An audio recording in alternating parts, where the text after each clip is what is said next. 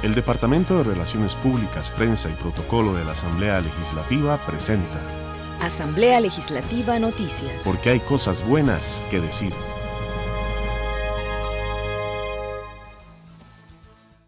Aprobado tercer presupuesto del gobierno. Dejan en firme eurobonos. Dictaminado feriado 1 de diciembre por abolición del ejército. Y diputados llaman la atención a Sujeval por intervención tardía en caso Aldesa. Vamos al detalle de las informaciones. La Comisión de Asuntos Hacendarios avaló 5.700 millones de colones para garantizar por 3 meses el pago de la planilla de los empleados de Habdeba. Los congresistas recortaron el cuarto presupuesto extraordinario, ya que era por un monto de 23.000 millones de colones. Los restantes 18.000 millones correspondían a la reestructuración de la institución, pero los diputados decidieron dejarlo en suspenso hasta que se tramite el proyecto que se estudia en la Comisión de Asuntos de Gobierno y Administración. Según detalló la diputada Ana Lucía Delgado, de aprobarse la reestructuración de Habdeba, el gobierno deberá presentar un nuevo presupuesto extraordinario. Creyendo nosotros firmemente de la necesidad de darle continuidad a Habdeba, es que se aprueba el rubro correspondiente al tema de planillas, que son esos 5.700 millones de colones. Efectivamente, en la Comisión de Gobierno y Administración se está tramitando el proyecto de modernización de Habdeba, con lo cual esta Comisión de Asuntos Hacendarios, siendo responsable con el fundamento técnico y jurídico que va a derivar del dictamen de fondo de dicho proyecto, deja en suspenso los otros rubros con el fin de poder tener claridad sobre los mismos. El dictamen que avala los recursos para planillas será conocido por el plenario legislativo. Casi 40.000 millones de colones recibirá el Consejo Nacional de Vialidad para mejorar en carreteras y puentes de la red vial nacional en el tercer presupuesto nacional que fue aprobado de forma definitiva en el plenario legislativo. Estos recursos se financian con una rebaja en la amortización de la deuda interna y servirán para dar contenido a obras como el Fideicomiso San José-San Ramón, para financiar la contrapartida del puente del Saprissa, la circunvalación norte y rotondas, entre otros. La Comisión de Asuntos Hacendarios dictaminó este proyecto de presupuesto, lo trasladó con recomendaciones y con un informe limpio. Y quiero hacer vehemente en hacer un llamado una vez más al Gobierno de la República para que tenga contención real del gasto, porque nosotros desde la fracción de Liberación Nacional seguiremos siendo vigilantes de los temas presupuestarios. La modificación al plan de gastos del Gobierno Central autorizado por la Asamblea Legislativa para este año es de casi 24.000 millones por concepto de nuevos ingresos por donaciones extranjeras, diferencial cambiario de préstamos internacionales e intereses que el Banco de Costa Rica pagó por el cierre de Bancrédito. La diputada Laura Guido defendió el tercer presupuesto. La cantidad de presupuestos que van a llegar van a ser los necesarios a raíz de la norma de ejecución que se aprobó aquí con su voto, diputado compañero, y en raíz de eso es que se da esta situación. En vez de contar presupuestos, yo le invito a hacer un conteo de cuántas modificaciones en renglones y títulos se dan, porque antes lo que se hacía es que se agrupaban todas las modificaciones a un par de presupuestos extraordinarios, y ahora lo que está pasando es que están llegando a cuentagotas por la urgencia de la administración de estar haciendo ajustes que en el pasado se hacían de una forma más ágil y que no requerían pasar por esta Asamblea Legislativa. Los legisladores mantuvieron más de 1.000 millones de colones del programa Sensinay que el gobierno buscaba trasladar al Ministerio de Salud y rechazó la creación de 15 plazas en el Ministerio de Hacienda. Los diputados aprobaron en su trámite final el proyecto que autoriza al gobierno a emitir bonos de deuda externa por un monto de 1.500 millones de dólares. De esta forma podrá conseguir financiamiento en el mercado internacional y además contener el alza en las tasas de interés. El diputado Welmer Ramos aseguró que de no actuar ahora, el problema fiscal afectará cada vez más a todos porque se resta capacidad a los sectores. Quitar presión a un mercado interno que es un mercado financiero pequeño, de corto plazo y con poca profundidad, que llamamos en economía. Y la deuda del gobierno, que ha venido creciendo producto del déficit fiscal, ha venido ocasionando estrujamiento en el resto de los sectores productivos. porque el ahorro nacional es limitado. Y entonces, al necesitar el gobierno cada vez más ahorro, sobra menos para los demás sectores, vivienda, pymes, familias, etc. La intención del gobierno era la emisión de un monto mayor, pero los legisladores aprobaron menos recursos y señalaron una serie de condiciones. También los diputados aprobaron una moción de revisión para tratar de revivir el proyecto que autoriza el préstamo de $31 millones para reconstruir el Teatro Nacional. La iniciativa no contó con la mayoría de los votos requeridos en el trámite de segundo debate.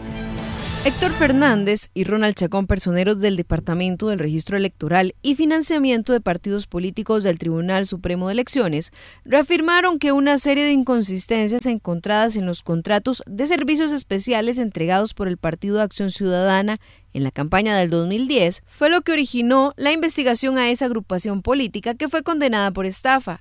¿Puede informarnos si en esa campaña, en el periodo donde se hace la denuncia, el Partido Acción Ciudadana reportó donaciones de ese tipo? Todo lo correspondiente a la cuenta de servicios especiales, que de acuerdo con la investigación habrían sido donaciones, no aparece reportado como donaciones por el señor tesorero en los periodos que correspondía. Está claro que el partido político lo presenta a manera de gastos en aras de optar por los recursos de la contribución estatal. Es que en la auditoría se detectan una serie de certificados de cesión serie B que están en poder de la tesorería del partido.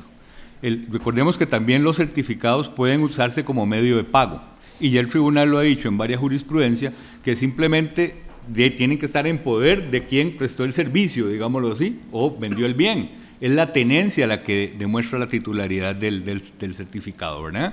Entonces, en ese sentido, cuando se solicitan explicaciones, muchos dicen que es que sí, que ellos recibieron los certificados, pero que los donaron al partido otra vez, ¿verdad? Pero en este caso, sí, efectivamente no habían reportes de donaciones. En ese caso específico, de lo que estamos hablando. Sobre la relación de hechos enviada al Ministerio Público, los representantes del TSE aseguraron que se incluyeron personas específicas vinculadas a la denuncia, entre ellos a Margarita Bolaños, quien en ese momento era la presidenta de la agrupación política. Ustedes mencionaban ahora el que enviaron al Ministerio Público una relación de hechos. ¿Esa relación de hechos se envía en abstracto o lleva recomendaciones de personas en específico que estuvieron vinculadas a esta ilegalidad? ¿Y quiénes fueron los que ustedes finalmente les recomendaron? Si fue en concreto, ¿quiénes fueron los que ustedes le recomendaron al Ministerio Público imponer sanciones? La relación de hechos, que ya está en poder de ustedes, pueden observarla, concreta acciones individuales, sobre todo para 3 personas que constan en esa relación de hechos, que era parte de los que resultaron con alguna condena, de don Minor Sterling y de don Manuel Antonio Bolaños, para doña Margarita Bolaños, ¿verdad? Y también, en alguna medida, que se pidió que se investigara algunos prestatarios de servicios que, de acuerdo a las entrevistas, se dio muchas incongruencias, ¿verdad? Según el TSE, para enviar el caso al Ministerio Público se revisaron 250 contratos en los que se encontraron inconsistencias, como donaciones que fueron reportadas como gastos. Si esta iniciativa prospera, el 1 de diciembre de cada año se celebrará en Costa Rica la abolición del ejército. En pocas latitudes del mundo, como sí lo es en la nuestra, salimos a celebrar nuestras fiestas patrias, no con un enorme desfile de cuerpos policiales o militancia, y más bien por el contrario, con tambores y estudiantes. Cuando el pueblo se siente amenazado, se une más bien contra cualquier acción que proponga soluciones de carácter militar. Eso no hay que agradecerle, y como representante de la fracción del Partido Acción Ciudadana también reconocer ese mérito a don Pepe Figueres, porque realmente marcó la historia de este país para que hoy salgamos a celebrar no tener ejército. El feriado no será de pago obligatorio. La intención de los diputados es que al aproximarse Costa Rica a su primer centenario de vida democrática, se resalte el carácter civilista de su pueblo y de sus gobiernos, lo cual ha instaurado una conciencia de paz y la ausencia de una cultura castrense. La propuesta sustituye la celebración del 12 de octubre, el cual solo regirá como día feriado de pago no obligatorio para el Cantón Central de Limón.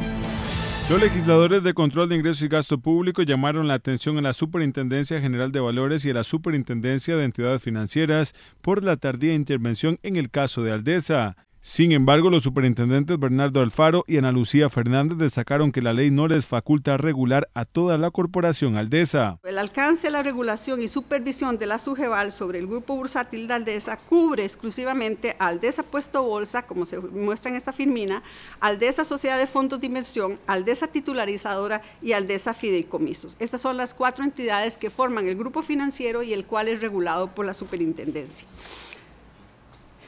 Por tanto, todo lo anterior delimita el ámbito de regulación y supervisión del grupo bursátil Aldesa. ¿Cómo, teniendo una deuda en Hacienda de más de 4 millones de dólares, SUGEVAL no revisó a profundidad la corporación Aldesa? Como bien se lo expliqué anteriormente, no nos corresponde la supervisión del grupo económico Aldesa Corporación de Inversiones.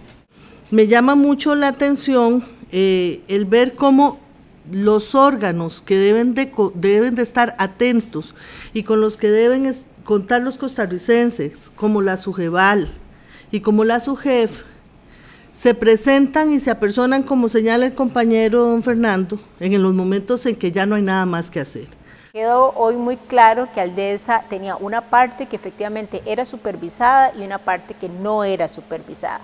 Creo que un poco la confusión, la situación que se ha venido dando con el tema Aldesa es quizás que muchas personas de las que hoy están en situaciones complicadas no tenían la claridad de que Aldesa como un todo no estaba cubierta por esa superintendencia, sino una parte nada más de esa estructura. Los legisladores recibieron sugerencias de parte de la SUGEVAL para modificar la normativa con el fin de expandir el marco de supervisión financiera.